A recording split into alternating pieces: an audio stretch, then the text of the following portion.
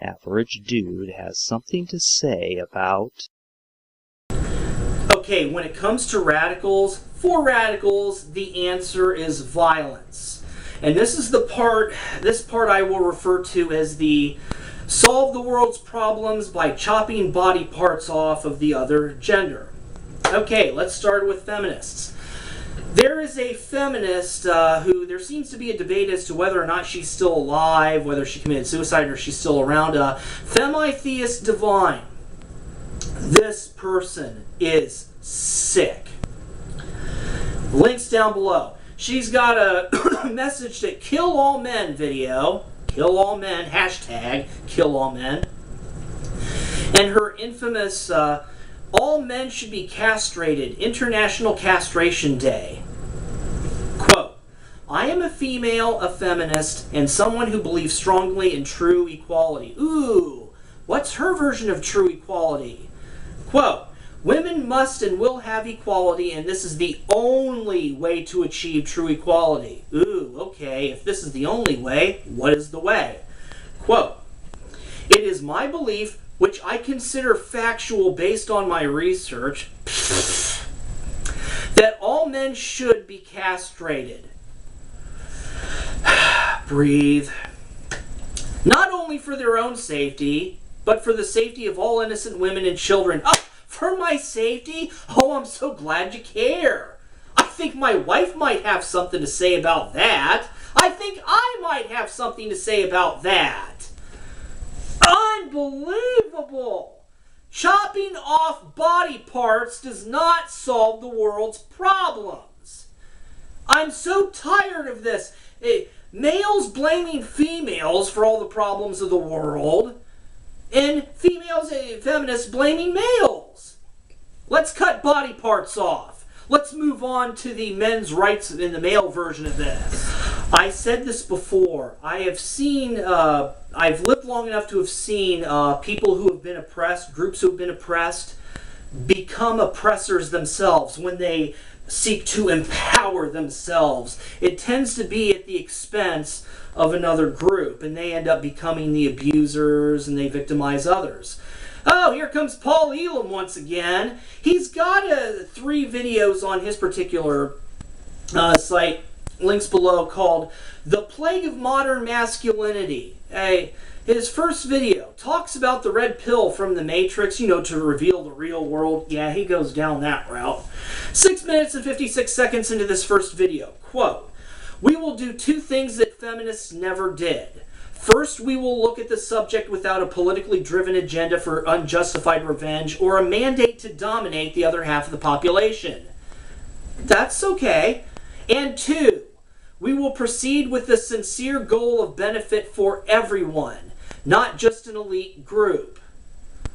Why do I have problems believing him with this? Okay, second video, he goes over, he breaks males down into categories.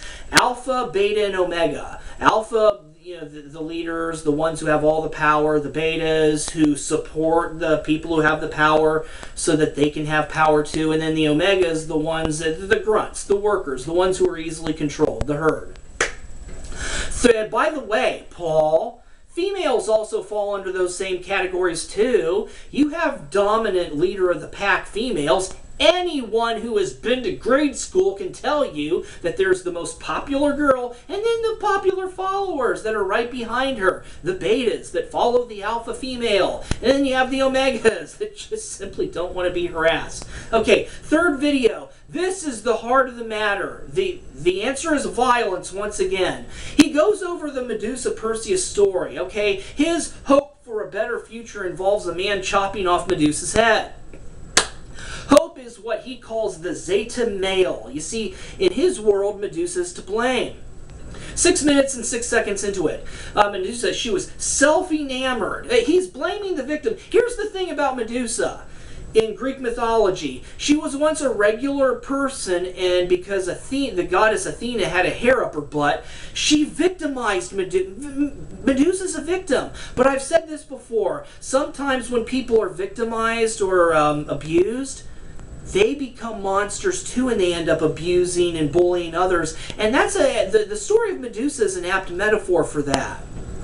But Medusa was a victim. And Paul just tried to gloss right over that. Okay, remember Elam's plan not to have unjustified revenge dominate the other half of the population? He's just waiting for a Zeta male like Perseus to come and save all males in the world by cutting off Medusa's head. Chopping body parts off is not okay. I shouldn't even have to say that.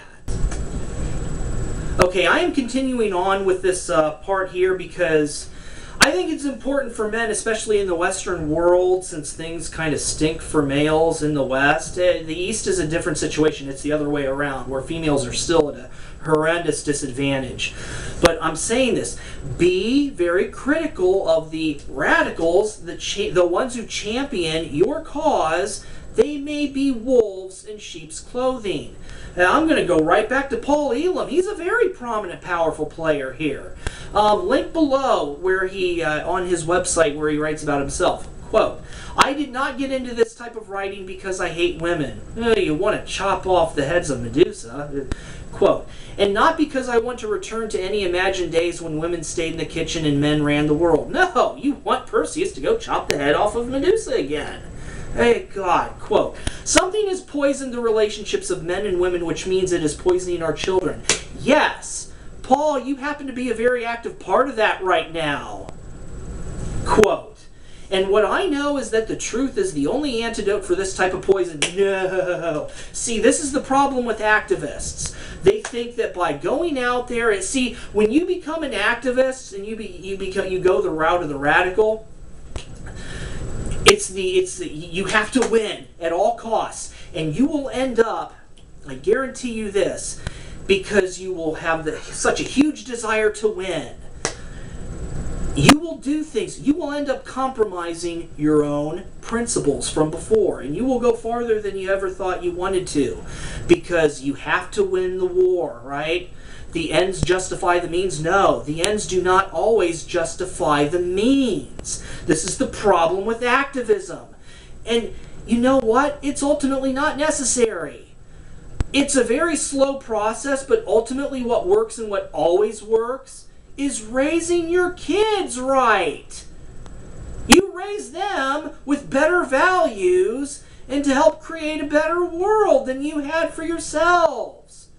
As time goes on, we have seen intolerance change because the newer generations, one right after another, are slowly becoming less and less tolerant of it, and they fight against it. Hence, things are better. That's where these radicals do more harm than they will ever acknowledge. It's the kids. Raise them right. Raise them from male, female, raise them to understand equality and fairness. No favoritism, no one over the other, no, across the board. That's how you ultimately do it. And as these kids grow up and then they have kids and it gets passed on, I'll tell you what, this cancerous male versus female, it's destroying us. You do not have to go and, what's the point of laws on Capitol Hill? People are still going to break them, and you don't have to do that. All you have to do is raise the kids right, and eventually those laws will not be necessary. But let's continue. Okay, the last part that I'm going to go over in this series of videos dealing with the radicals for feminism and men's rights is what I call fragmentation and infighting, because both of these groups are so fragmented because of the alpha radicals that are stirring up crap. They can't agree on anything. Feminism is fragmented. You have a lot of feminists that are absolutely tired of the radical feminists and the crap that they do. Men's rights is also ridiculously fragmented. The MRA, MRM, MRHM, MGTOW, you have a whole lot of acronyms. Men's rights activists, MRA. Men's rights movement, MRM. MRHA, MG, oh God, yeah. Men go their own way. This is the story of Stardust. Okay, this is a guy who went with the men go their own way. a group of males that have decided, you know what, it's just not worth dealing with females at all. And I've already advised that is not a good way to go. It's their decision, but I'll tell you what, males and females are a global epidemic. We're all over, human beings are all over the place. Whether you like it or not, you're going to have to deal with them. And it really helps to be able to identify bad behavior rather than making rash judgments based upon biological gender. Okay? But a guy, username Stardust, I'm not going to give his real name, he was just hurting from a lifetime of crap and being on the receiving end and being in no-win situations. He created a video not that long ago called Men Will Not Change. Links down below.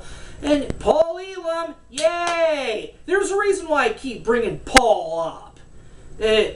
His response to it, he wrote an article called Stardust Steps on His Own Dick. That's wonderful. The guy is hurting, and this is the guy, the voice, compassion for boys and men. Way to go, Paul. You're an asshole. But he changes it because, boy, did he get a lot of feedback. Not good feedback, especially when it came to the donations that he absolutely depends upon. So he changed the article to, quote, Paul steps on his own dick.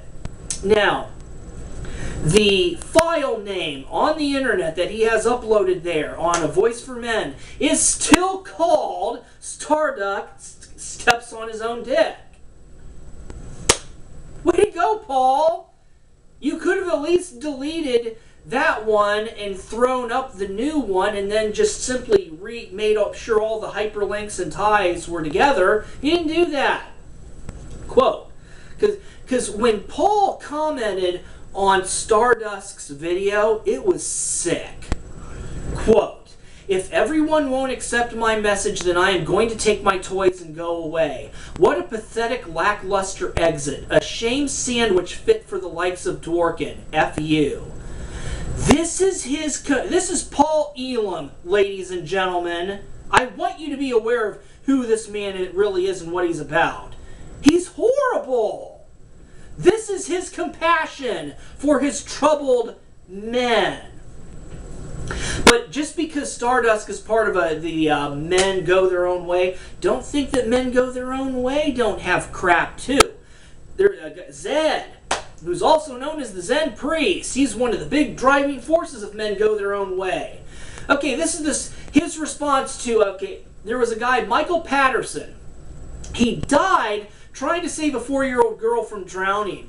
And on their forums, linked down below, Zed, this is what he had to say about the matter.